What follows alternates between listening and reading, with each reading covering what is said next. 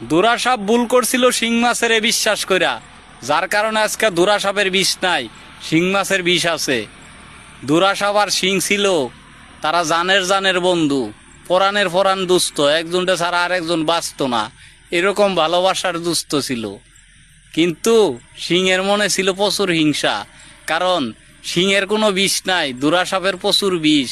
তাই সিং মনে মনে চিন্তা করলো, যদি কোনো একদিন সুযোগ পায় তাহলে দুরা সাপরে আমার আসল রূপটা দেখামু। সময় একদিন আয়া গেল, দুরা সাপ যাইতেছে তার শ্বশুর বাড়ি বেড়াইবার।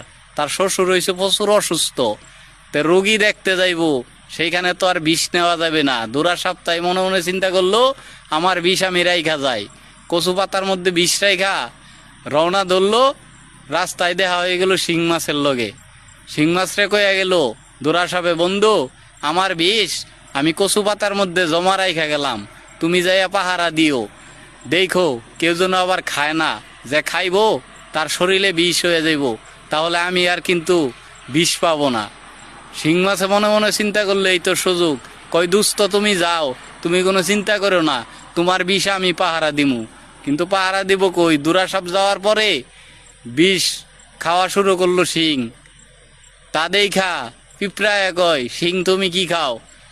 খা তুইও, আমি খাইতেছি দুরা সাপের বিষ। পিঁপড়াও খাওয়া শুরু করছে। শিং মাছ তো খাইছে, পিঁপড়া তো খাইছেই, আরো অন্যান্য যারা ছিল আশেপাশে ওরাও খাওয়া শুরু করছে।